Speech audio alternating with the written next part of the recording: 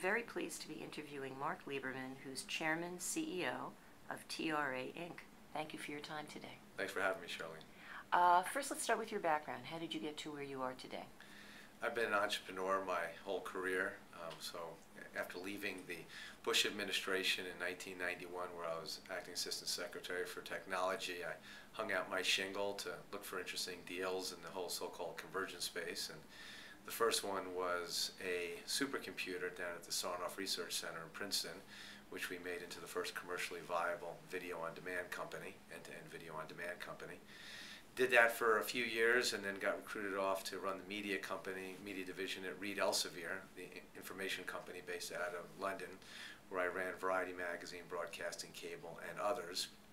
And in doing that, we were looking at acquiring a number of database companies in the media sector. That gave me a fair amount of exposure to companies like Nielsen and EDI and SoundScan.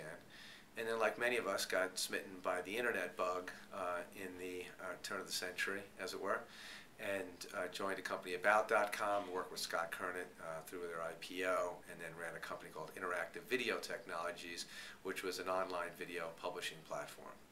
And then about 4 years ago, was working with a friend of mine who works in one of the major media companies, and he was talking about the lack of accountability for TV advertising. Said, Mark, I know a little bit about your background from having built the first end-to-end digital television company and video on demand, and looking at research database companies back when you were at Reed Elsevier. There's got to be a better mousetrap out there, and hence TRA was born. So tell us a little bit about TRA. TRA is a company that focuses on the question that advertisers have been asking for many years, which is, did my ads actually sell more products for which I was advertising? And that's what TRA does. It answers that question. Did my ads drive more sales of the product that I was advertising? And using that system to also be able to predict and target which programs, networks, and day parts I should be buying based upon where the purchasers are watching television. So TRA makes use of set-top box data. Can you go into a little bit about how you're able to work with this data to get to what advertisers need to know? Sure. Again, going back a few years ago when we founded TRA and sitting down with Bill Harvey, one of the leading media research people in the industry, we built the system from the ground up really to do a couple things. One is to process set-top box data and all the vagaries that that requires. And second is to use that set-top box data as a baseline. It's always been our belief that just more granular ratings is necessary, table stakes if you will, but not sufficient for what the industry really needs. What the industry really wants is to go beyond the ratings and to understand what the result is of the exposure to the actual behavior of the consumers that were watching television. And so we've actually licensed in, and we have a couple million set-top boxes of data that come into our system every day.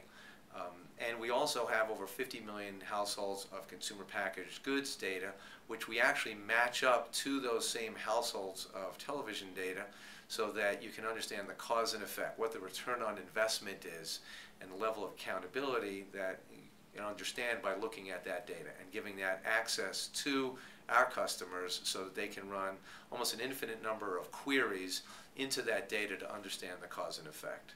So what type of set-top box data do you have? We have two different types of set-top box data in the system today. We have cable set-top box data, NAVIC data, and we also have TiVo data. And I think that we may be the only company that's actually normalized across those two data sets into one national system. So we receive data for every DMA in the whole country, every single geography, zip codes throughout the whole country.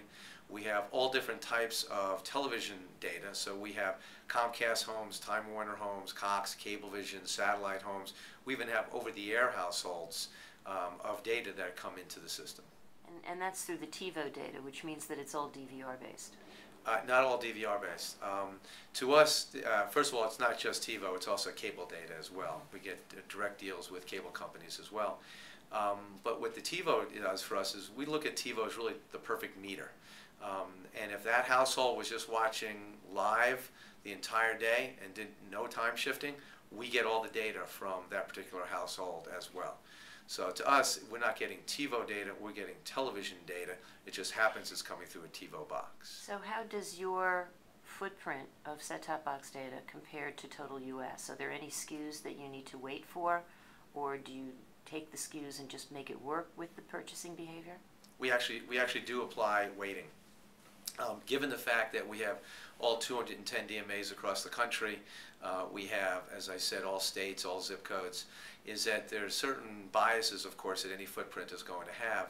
And because the other thing that we also do is that we not only match television households with purchase data, we also match demographics at the household level.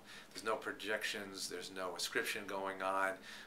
With that data, with the demographic data, we actually know the demographics of that household: ethnicity, income level, number of people, genre, whether they own their own home, mortgage, etc.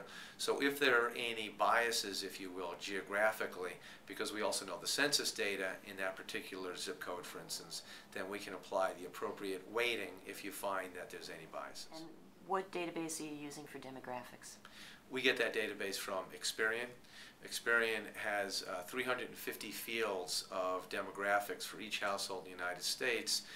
However, we exclude, or we ask them to exclude, at least a third of those, because we want no PII, we want no personally identifiable information ever to come into our system. So we take about 250 of those fields of that database and integrate that and match that at the household level.